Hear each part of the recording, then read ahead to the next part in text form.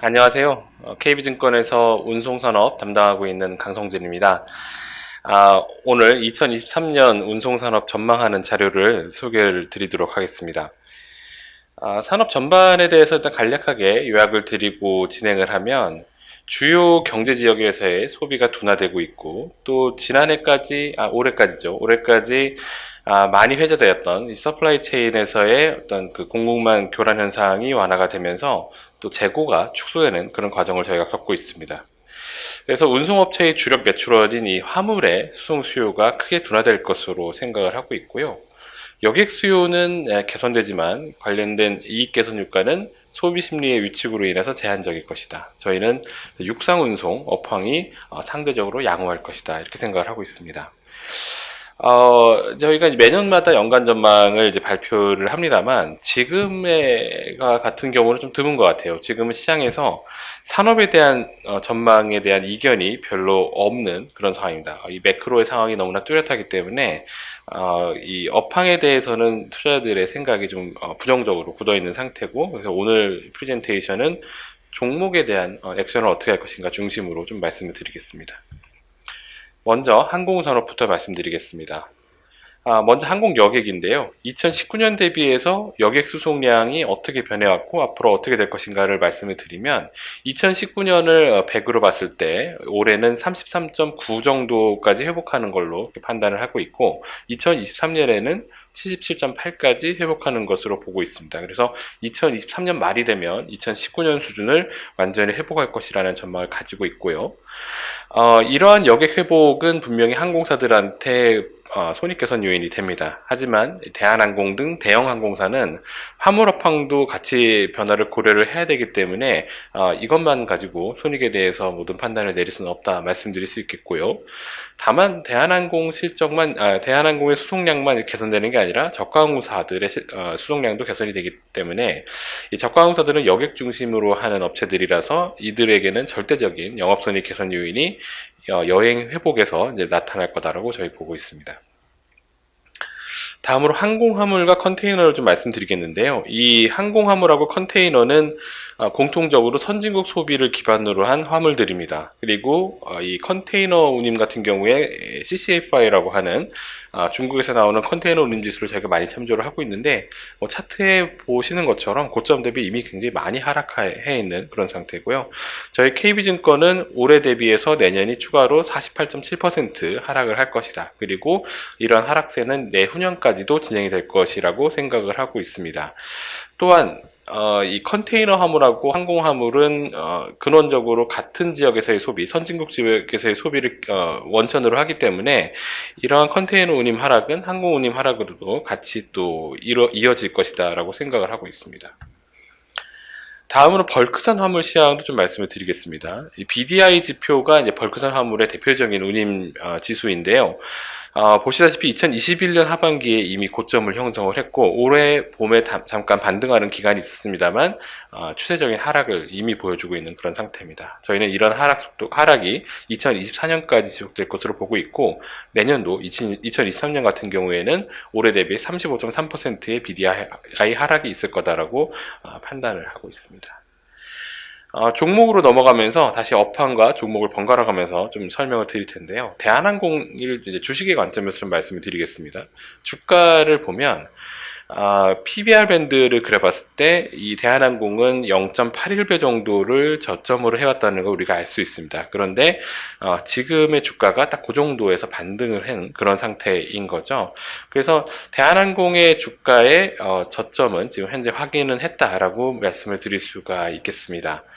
다만 이 대한항공의 주가가 반등을 하려면 이익지표 역시 개선이 돼서 EV/EBITDA 밴드로 저희 그려봤을 때 이 우상향하는 그런 구간이 나타나야 되는데 과거에 이 EV/EBITDA 밴드가 하향인 구간에서 주가가 계속 하락하는 그런 모습들을 보여왔었고 지금도 저희는 그런 구간에 와 있다라고 생각을 하고 있습니다.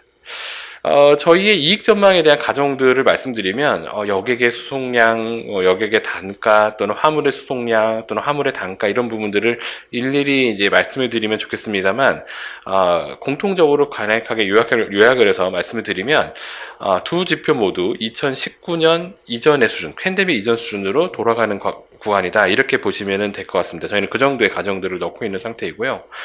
아, 여객에서는 지금 이제 이익이 개선되는 그런 구간이지만 화물 쪽에서는 이익이 감소하는 그런 구간이기도 한 건데 어느 쪽에 효과가 더 크겠는가가 향후 대한항공의 전체 이익의 방향에 대한 저희의 전망을 이제 판가름한다라고 말씀드릴 수 있겠습니다.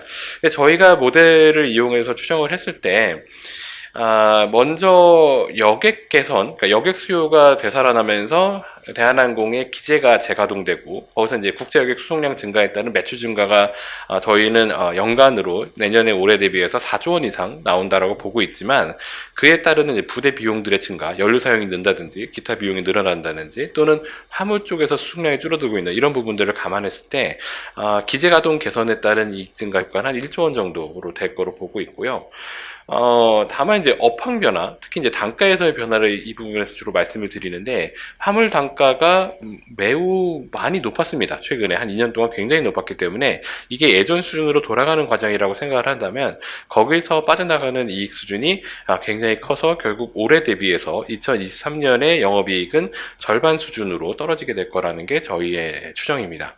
또한 2024년까지도 그러한 상황이 유지될 거다라고 저희는 이제 그런 흐름이 유지될 거라고 보고 있는데 저희가 대한항공이 정상적으로 낼 수 있는 이 매출액 한 17조 원 정도로 보고 있고요. 과거 평균적인 영업이익률이 5.5% 정도였다는 걸 감안을 하면 코로나 이전 수준으로 정상적인 수준으로 회귀하는 과정에서 이러한 이익의 급감을 예상을 하는 게 그리 무리는 아니다라고 저희는 생각을 하고 있습니다.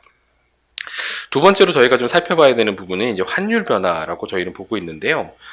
대한항공은 원달러 환율이 10% 상승하면 이 주당 장부가치 BPS가 1933원 감소하는 효과가 있습니다. 그래서 저희는 현재 원달러 환율이 1300원 중반대인데 내년에는 2280원까지 이제 하락하는 걸 가정을 하고 있고 그 부분이 BPS 증가로 이제 증가 요인으로 저희 추정치에 들어가 있습니다만 그 부분이 만약에 10%씩 생각이 달라지게 되면 이 주가의 저점이라고 판단했던 0.81배 PBR 수준도 내려가게 된다는 부분이죠. 이런 부분을 우리가 좀 같이 감안을 해줘야 될 것 같습니다.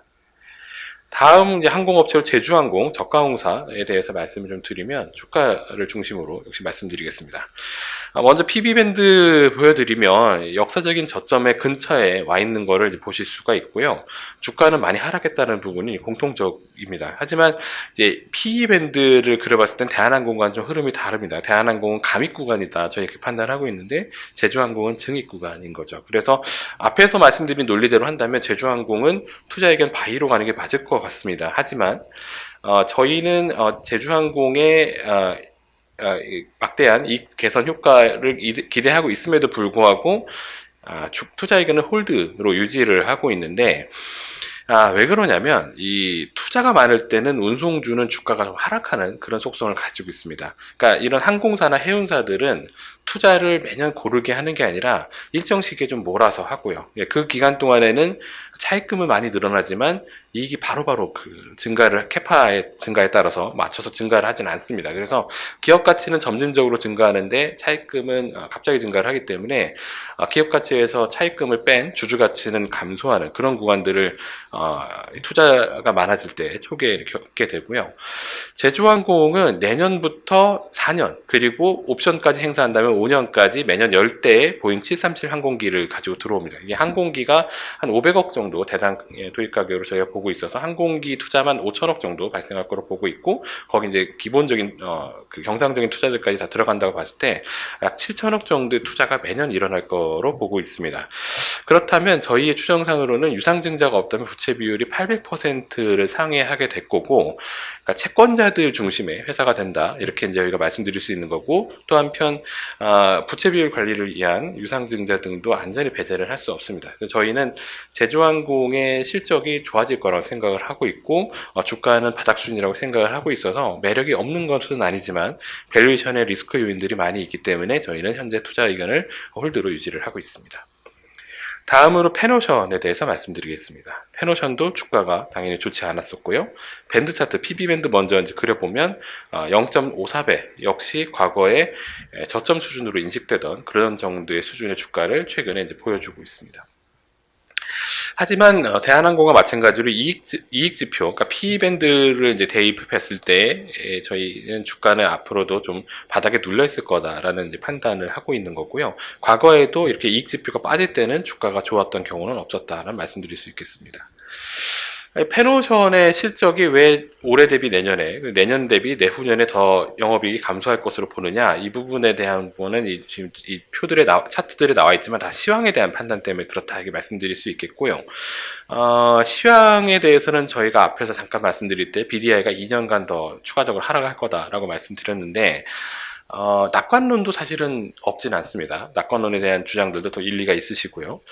먼저 낙관론을 구도로 잠깐 설명을 드리면, 전 세계 벌크선 화물의 가장 중요한 원천은 중국인데, 중국에서의 벌크선 물동량 유발 효과가 지난 2년 동안 굉장히 좋지 않았습니다. 즉 철강석 중심으로 좋지가 않아서 앞으로 물동량이 늘어날 거다 이런 주장도 있고요. 저희도 그런 주장이 맞다라고 판단을 하고 있고, 또 하나는 이제 선박의 환경 규제가 적용이 되면서 실질적으로 가동할 수 있는 선박의 그 규모가 줄어들 수 있다라는 얘기도 하십니다. 저도 그런 부분 있을 수 있다고 보는데, 지금 최근 한 2년 정도 사이에 벌크선 시황을 결정했던 부분들은 그러한 물동량이나 아니면 물리적인 어떤 선박의 캐파가 아니었습니다. 뭐냐면, 저희가 이제 방금 말씀드렸던 그 벌크선의 수요와 공급 지표를 가지고 BDI 움직임을 추정을 한 다음에 그걸로 설명이 안 된 부분을 저희가 기타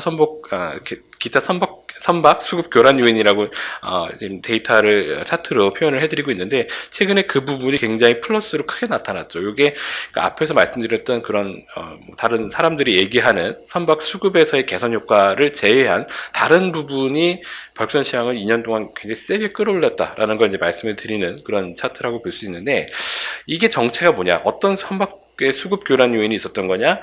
최근에 2010년 이후에부터 쌓이기 시작한 이 항만 정체에 대한 데이터를 보면 최근에 그 데이터가 굉장히 크게 늘어나고 있는 그런 모습을 보였었거든요. 그러니까 이 부분이 어디서 유발이 됐다고 저희는 보고 있냐면, 중국의 제로 코로나 정책. 그래서 제로 코로나 정책으로 인해서 항만의 출입이 굉장히 제약을 많이 받게 되면서 중국 항만에 묶여있는 선박들이 실질적으로 일을 못했기 때문에 운임을 끌어올렸던 현상, 그 부분이 벌크선 시황을 2년 동안 끌어올렸다는 부분을 우리가 정확히 인지를 해야 되는 거고, 최근 이번 달부터 중국의 제로 코로나 정책이 완화될 수 있다 이런 기대감들이 있지 않습니까? 그런 부분들이 벌크선 시황이 긍정적일 거라고 보시는 시각들도 있지만, 저희는 최근 2년 동안 오히려 제로 코로나 정책이 벌크선 시황을 매우 세게 끌어올리는 역할을 했다라는 점을 감안을 할 때, 기타 긍정적인 요인이 있다 하더라도 벌크선 시황은 제로 코로나 정책 완화 구간에서는 나빠질 것이다라고 생각을 하고 있습니다. 그래서 저희는 벌크선 시황이 안 좋아지고 페노션 이익이 감소하면서 주가는 바닥 수준이지만 본격적으로 반등하기는 좀 어려울 것이다라는 생각을 하고 있습니다.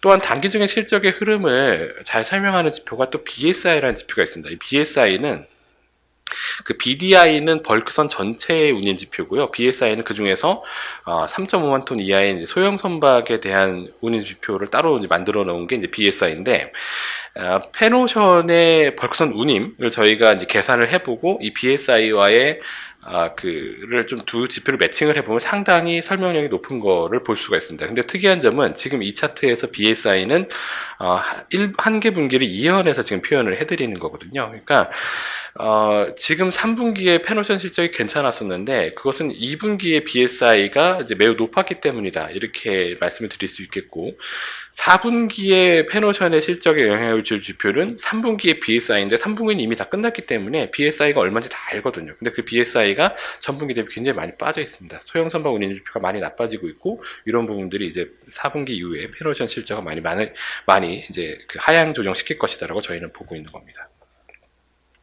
마지막으로 저희 이제 CJ 대한통운에 대한 말씀을 드리겠습니다. 역시 주가를 먼저 좀 보여드리면, 주가가 굉장히 많이 빠졌죠. 그래서 이제 PB 밴드를 그려보면 2004년 이후로 가장 낮은 주가임을 보실 수가 있고요.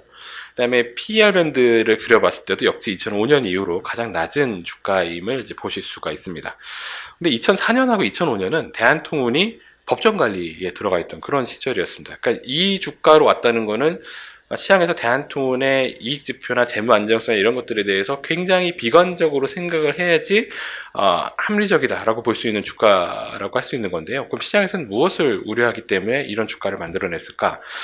저는 한 두 가지 정도로 생각을 하고 있는데, 첫 번째는 이른바 이제 쿠팡 등의 부각입니다. 그러니까 우리나라의 그 온라인 쇼핑몰은 여전히 성장을 하고 있어요. 물론 성장 속도가 코로나 시기를 지나면서는 오히려 약간 좀 둔화가 되고는 있지만 여전히 성장은 하고 있는데, 쿠팡 같은 새로운 이커머스 업체들이 등장을 했고, 특히 쿠팡은 자가 물류를 투자를 하는 업체거든요. 그래서 전통적인 택배 업체들의 고객이었던 기존의 이커머스 업체들의 MS를 계속 뺏어가다 보니까 택배 업체들의 할 일이 증가하지 못하는 그런 일을 겪고 있는 겁니다. 그래서 온라인 쇼핑몰 거래 전체는 여전히 증가를 하고 있지만 전통적인 택배 업체들의 물량은 작년 대비 올해 완전히 지금 정체되어 있는 그런 모습을 보이고 있습니다. 그래서 택배 업체들의 그 이익 증가가 나타나지 못하는 거 아니냐라는 생각들을 하는 게 있고요.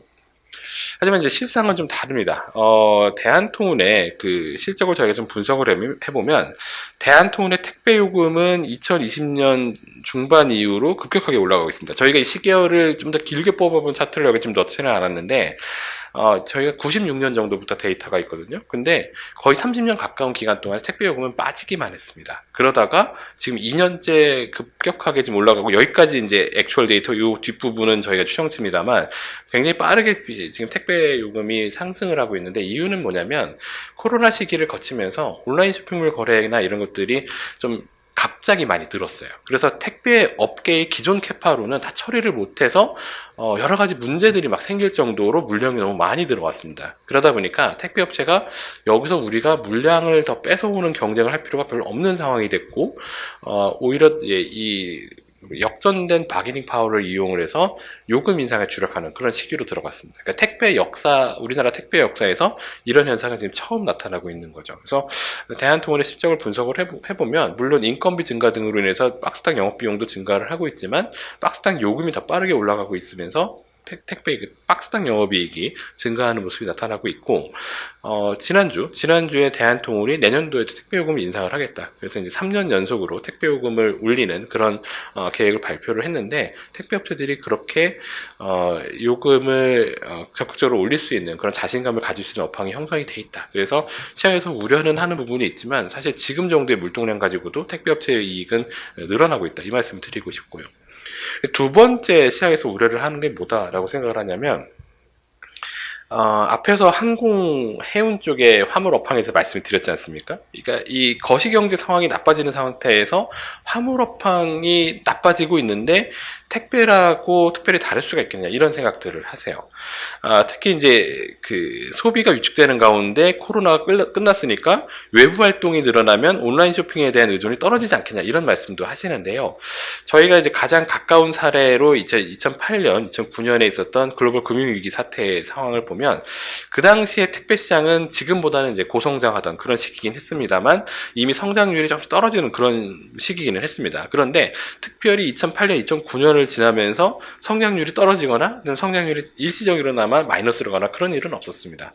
그러니까 왜 이런 그 안정적인 물동량 증가가 그 당시에 나타났다고 생각을 하냐면, 이 거시경제가 안 좋아지고 사람들의 소비가 위축이 되면 사람들이 가격에 대해서 굉장히 민감해지고 외부에 나가서 쇼핑을 하는 거에 대해서 좀 더 조심스러워지는 그런 부분들이 있습니다. 외부 활동은 많아지긴 할 수 있겠지만 소비를 할 때는 좀 더 가격 비교를 철저히 하면서 온라인 쇼핑 쪽으로 좀 몰리는 그런 현상들이 그 당시에 나타났었고, 지금도 소비는 위축이 되고 있지만 오히려 사람들의 소비의 방법은 온라인 쪽으로 좀 더 집중이 될 수 있다라고 생각을 하고 있기 때문에 택배 물동량은 지금 다른 항공사, 해운사들이 겪고 있는 거에 비해서는 훨씬 견조하게 성장을 유지할 수 있을 것이라고 저희는 생각을 하고 있습니다.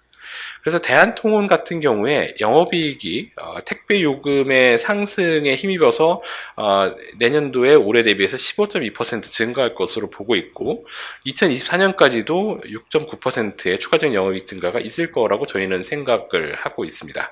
그래서 앞에서 말씀드렸던 그런 주가의 그 밸류에이션의 위치, 그러니까 굉장히 싸다, 그러니까 이런 것들은 이익이 크게 감소하거나 전망이 굉장히 나빠지거나 뭐 재무적인 상황이 급격히 안 좋아지는 그런 상황이라면 이제 말이 될 될 수 있는 그 정도의 주가지만 사실 이 회사가 겪고 있는 업황은 그 반대의 상황이기 때문에 저희는 대한통운은 주식으로서 상당히 매력 있는 그런 상태라고 보고 있습니다.